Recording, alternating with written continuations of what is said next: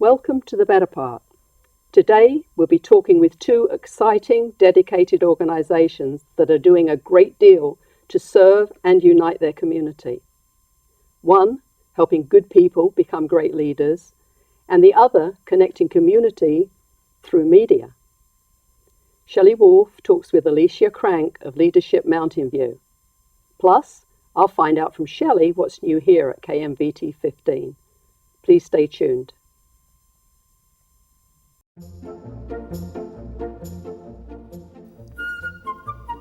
Welcome to The Better Part, a program that encompasses a diverse spectrum of topics important to our community, which we hope will both inform and entertain you. We invite you to sit back and enjoy the program.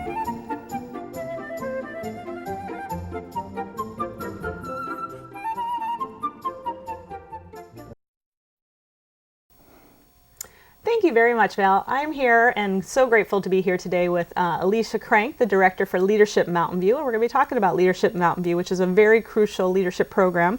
And I look forward to hearing more from Alicia Crank. So welcome, Alicia. How are you? Thank you, Shelley. How are you? I'm great. I am so thrilled to have you here. I know you guys are celebrating 25 years of Leadership Mountain View. And what a great program. Could you give us a quick overview and history of the program to where it started to how it got to where it is today? Sure. The Leadership Mountain View program is a program at the Chamber of Commerce here in Mountain View, and it started in 1990 with about a class of 7 to 8 people. And it's a civic and community leadership program, so it's for adults, anyone that either lives or works in Mountain View or has some kind of interest in Mountain View. Since then, we're in our 25th year, and we have a class of about 31 people this year, one of our largest classes that we've had in a while.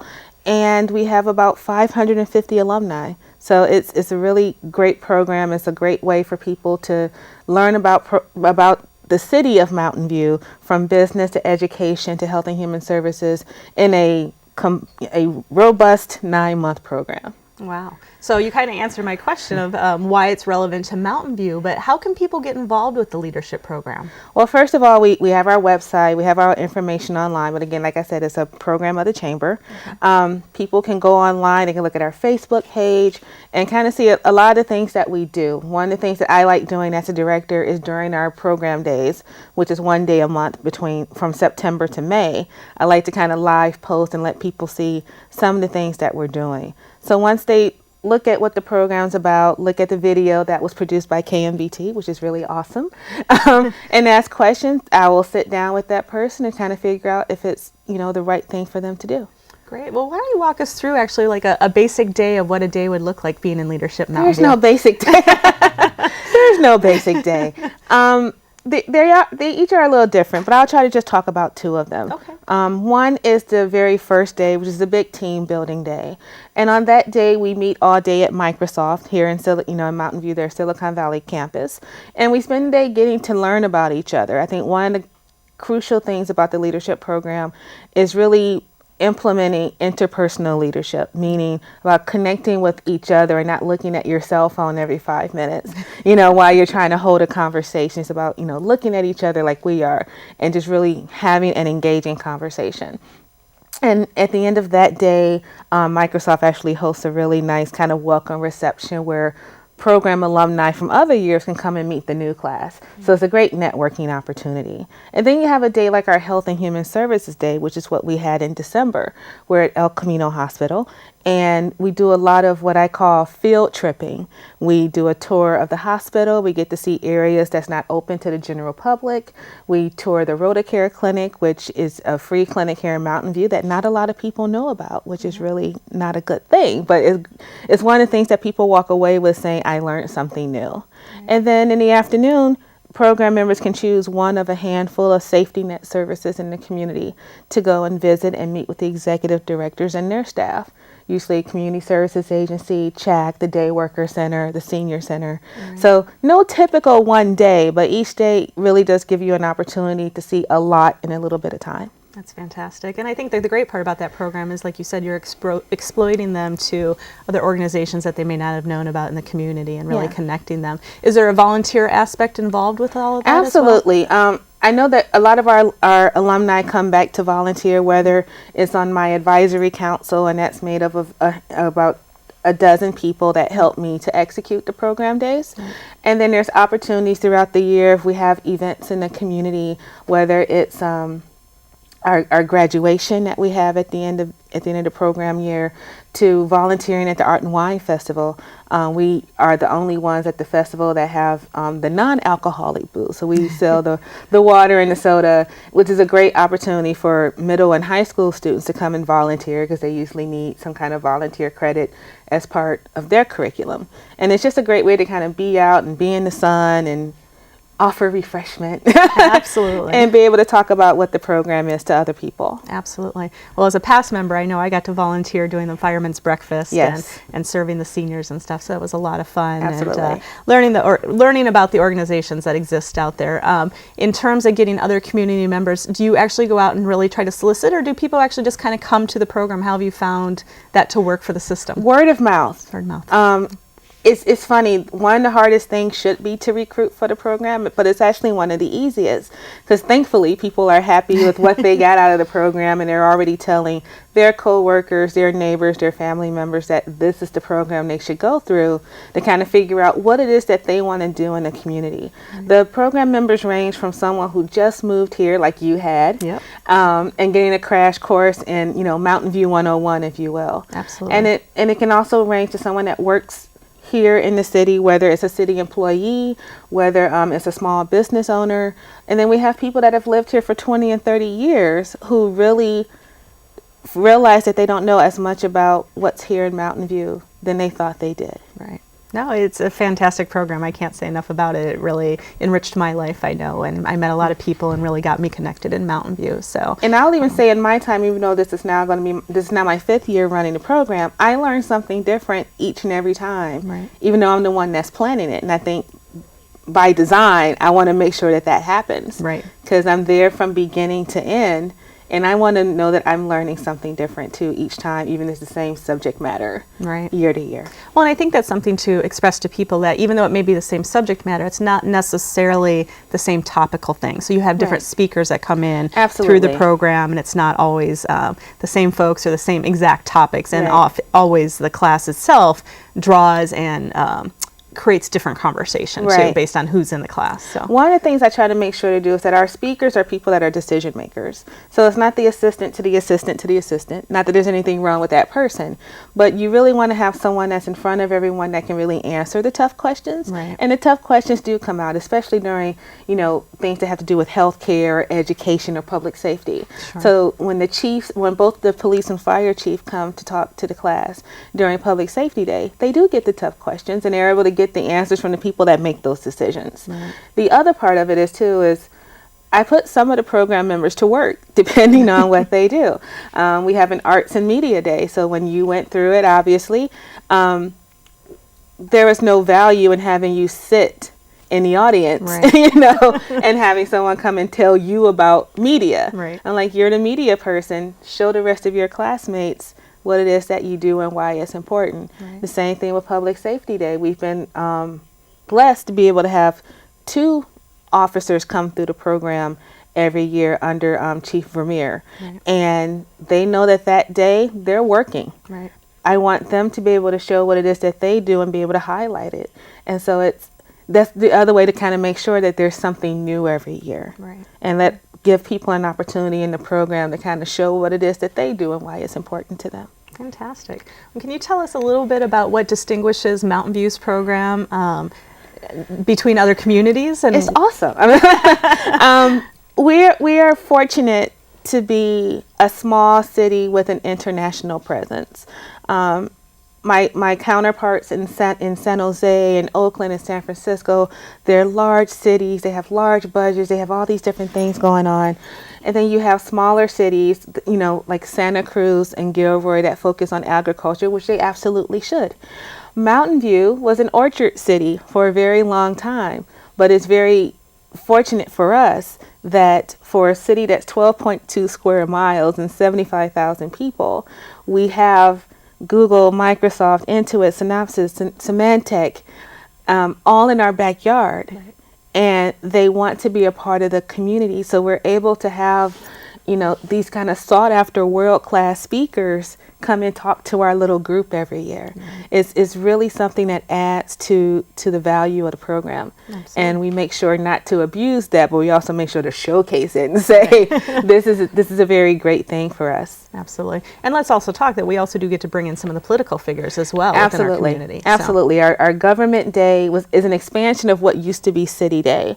The first half of the day we spend with city employees and the city council members. They come and talk outside of the Brown, within the Brown Act, what they can discuss about their experience and how they ended up being in elected office. And then in the afternoon, we talk to our county and state elected officials. And again, a lot of them are in our backyard as well. Right. When we brought Santa Clara DA Rosen into the as a speaker into our government day about 3.5 years ago, he was a Mountain View resident and had just been elected to be the DA. And I think a lot of people, when they think of county DA, they think San Jose because that's where the main office is. But it was nice to be able to showcase that he's our neighbor. Right. And it's beyond that. And so every year that's also another takeaway that I think a lot of the program members get is that, it really is local. Yeah. Yeah. And we have that influence. Absolutely. Absolutely. Well, very nice. Can you talk to us a little bit about how the program's funded? Absolutely. We're funded in a way that's a little interesting. A lot of our other counterparts really started with corporate funding. Okay. I think sometimes people confuse the Chamber of Commerce with the city, so they think it's a city program, or that it's just for businesses, so the business is funded. LMV, Leadership Mountain View, was very community grassroots. So for the longest time, outside of tuition for people to come through the program, we were getting grants from local nonprofits and other grant makers. Of course, when the economic downturn hit in 2007-08, we took a major hit because, obviously the school system can't necessarily budget for this type of thing anymore. So we really looked at re-strategizing when I came on, and we created corporate sponsorship levels because, again, we have these great international companies in our backyard, and there was a gap between the community connecting with them and them connecting with the community, which is something that they really wanted to do. Right. So LMV helped kind of create that pathway so that they're helping fund the program by underwriting scholarships for participants to come through. One in particular, Microsoft, they sponsor 2 public educators in Mountain View per year. So that way the school system can still send someone through the program without it adversely affecting their budget. Same thing with Google. They give us money to be able to give to those who wouldn't otherwise be able to afford tuition for one reason or the other. Right. So it's great that they do it in a way that there's no reason anyone could not go through the program. Right. That's fantastic. Yes. It's always good to see that good civic responsibility from these Exactly. companies. Corporate social responsibility is a big thing, as you know. Yeah. So to be able to offer a pathway for that for a lot of these companies is really great. Fantastic. Well, I know we talked about it's the 25th anniversary, Yes. and I know you've been doing a lot of planning on how to yes. spread the word about the organization and bring all the alumni back together. So do you have any big things that are coming up that are planned for that the community can actually come to? Absolutely. This has been a fun, I feel like it's 2 work years in one because I'm working on the program itself and then trying to do things to engage the alumni. I was thinking about this earlier today, and I was thinking that, we're really into a new phase of Leadership Mountain View where we do have such a robust alumni. It's really time to tap back into what they know and kind of help revitalize the program that way. We had a 25th anniversary party earlier in the program year in November at the Community School of Music and Arts, and it was a great event. And then we have our we'll have our 2nd annual community breakfast sometime in May, so look out for information about that. And it's open to the public, it's free of charge, a great way for people to know more about the program and who some of the alumni are. Right. We've had a handful of alumni that have gone into elected office. The previous 3 women on City Council here in Mountain View were our program alumni. Wow. A 4th one, Sally Lieber, actually went and became elected to the State Assembly. Right. So we have a reach, and it's really interesting for people to see, of all the varying areas that people are in, that the one connector was Leadership Mountain View. That's great. All right. Well, Alicia, I want to thank you for taking the time and telling us about Leadership Mountain View and educating the public about what it's all about, and hopefully more folks will get involved and your classes will begin to grow to 60. Oh, no. Too big. But I like how you think. Thank you, Shelley. Thank you. Shelley Wolfe is the Executive Director here at KMVT 15 and also on the Leadership Mountain View Advisory Council. It's a great marriage between two great organizations. How does the relationship between KMVT and LMV, how does it benefit the community? Well, I think it benefits the community in many ways because, as you mentioned, we're all about bringing community together and blending and creating great leaders. And I think, here at KMVT, we really try to build team building and leadership skills as well, just doing it in different ways. We're doing it through video. And so it's a great partnership. We love working with them. The leadership groups come in and we have the opportunity to, teach them about media and how to distinguish proper content and positive messages. And again, about being a leader, that's part of having that, is sending positive messages to your staffs. So how important is it to have your staff involved in Leadership Mountain View as well? Very much so. I got thrown into it when I first started here, which I love and am grateful for, but it was a great experience. Bobby has gone through it, and now we have Christina in it. So we're very adamant about making sure the staff goes through the program, and we find that it's a good connection because it also gets the staff an opportunity to really get to know who's out in the community as well, so I don't have to be the only person mingling with the local community. But we work so much with the local community that I think it's good that everybody knows who the entire staff is. So. And have you done projects for leadership here at KMVT? We have. So we have a program that's called Media Day. So it's an Arts and Media Day, and through that we'll bring leadership class in and we do a team building experience. And through that, folks will come in, we'll break them out into groups, and they'll learn how to create positive messages of PSAs. And a lot of them are about the organizations that they come from, but others are about just important topics that are important to them. We'll watch them back, we'll critique them for them. So it also gives them a chance to feel like they become better speakers and learn how to get in front of the camera and be able to deliver their messages. And then we critique commercials, and that to me is probably the funnest part because it's a real chance to really look and hear what everyone gets from a commercial. So it's a fun time, it's a great team building experience, and again, it gives our staff a chance to work with everybody that's within the organization, the idea of what leadership is all about as well, because you're working with leaders, and so they kind of get to mentor the staff while they're here at that same time. So they're all businesses, all ages, presumably? Absolutely. It's a very diversified group. As you mentioned, all different types of businesses, all different levels of skill set. And, some of them have been housewives that I've met that have come through the program as well. And I think it's really important because, again, it keeps them connected with the community and has a real understanding of what leadership is all about in the community, but how these organizations work, because you may know an organization, but you don't necessarily know how they really work or what they really have to bring to the community and connect people together. Yeah, it's the personal touch. Exactly. The interaction between people and sharing knowledge is very, very valuable. Absolutely. Yeah. Absolutely.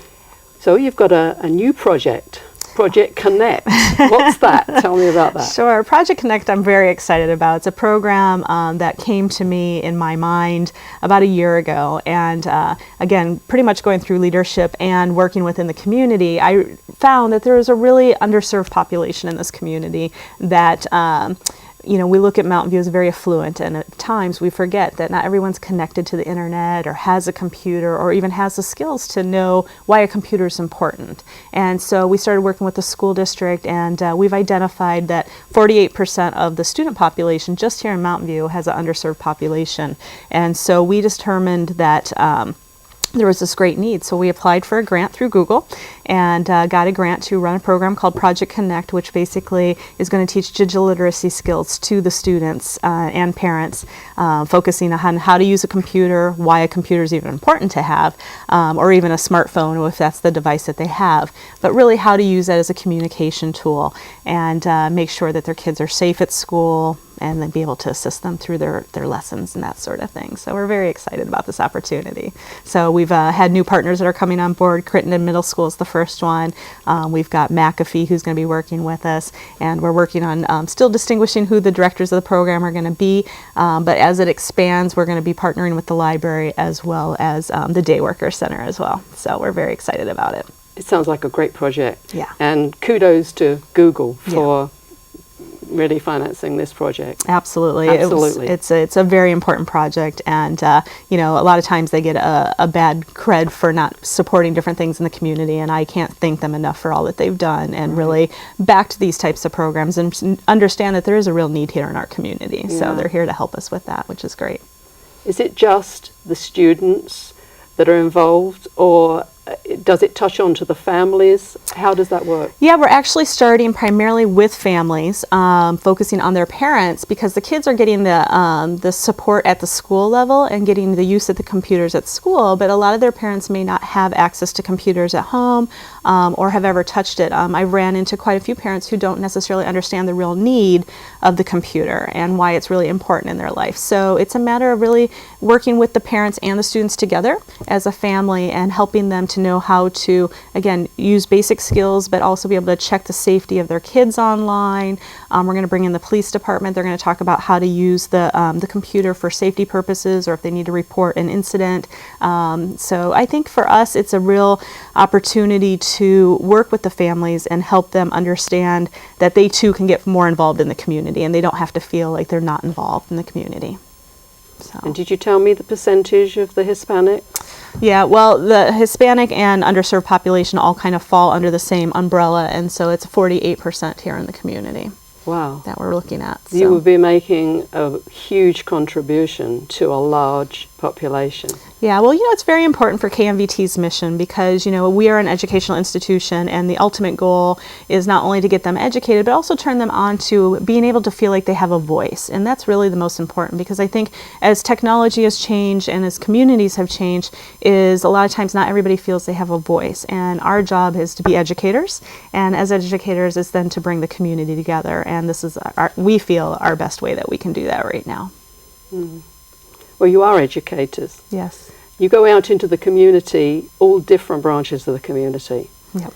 And I think you also have a partnership with the YMCA. Yes, we're very excited about that. That just was announced the first part of this year, and it'll be hopefully an ongoing partnership. So we're very excited. We're going to start with 3 new classes with them, doing studio production and how to be a YouTube star, and also photography. And it's going to start with kids working from 1st grade all the way up to 6th grade.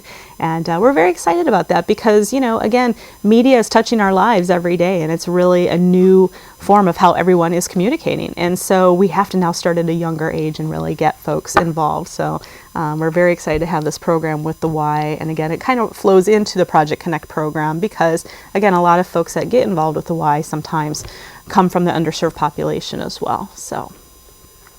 Will this be a summer program? It will be a summer program. So Right. it'll be a summer program that will extend and actually be going on concurrently with our summer youth camps that we have going on, which have always been a very big success. Again, it's really about teaching creativity and creating how to communicate through video and media. So we offer usually 14 weeks of claymation classes, and we offer usually 14 weeks of studio. But this year we're going to be doubling the classes. So we have, again, such a need, which is really exciting for us. But it's going to be a lot of work, and we're very excited to be able to extend out our services into the community and to get the youth really involved. And, you know, it keeps them off the streets, it keeps them involved, and really helps them look at further careers for themselves as well. How do they find out about these programs? You know, we work with the local rec departments, we work with the schools. I go and give seminars at classes and stuff like that. We promote it on our website, so you can find it on our website. And I think word of mouth is really spread. I mean, the great part, we just had some students that were here today, and one of the students in there has been here since he was about 8 years old, and so he comes every year, and it's been great. And we actually started a middle school program about 1.5 years ago, which also was funded through a Tides Foundation grant that came through Google, and it's called Mountain View Youth Productions. And through that, we started working with the middle schools doing after-school sports programs, which allowed kids to really, again, get behind the cameras, learn everything on the field. They started creating PSAs, and it originally came from the idea because it was a program I was doing with Leadership Mountain View, that I went into the classroom and was working with the gentleman's class over there. Mr. Sayer has a video production class, and he said, we'd like to work with the kids to create PSAs. There's some competitions coming up, and I said I can help you develop the program, and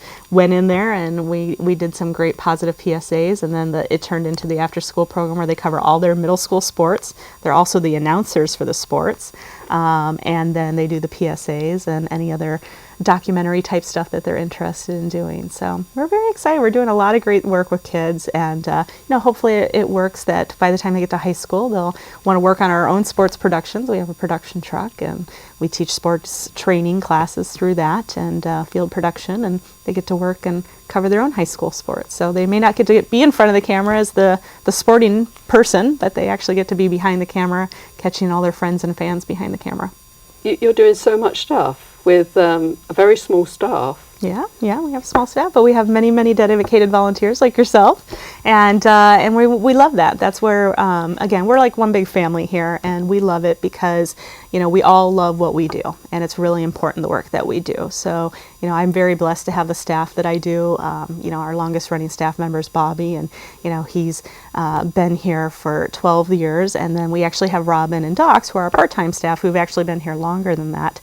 And so I think that we're doing a good job because we're now celebrating 25 years ourselves as a nonprofit, and they came on right in the beginning as their volunteers as well. So I think for us, we've been very dedicated, or very lucky to have a dedicated staff and crew and volunteers who've stuck with us along the way. So well, it's great information. You're doing great work in the community. Thank you. And I want to thank you for doing that, and I want to thank you for you and your staff for all of the work and the help and the support that you give the Better Part. We really appreciate it. Thanks for the update. Absolutely. Thank you. Two great organisations, both of whom are celebrating their 25 years of service to the community. I'm Val Jeffrey for the Better Part, and we thank you for watching.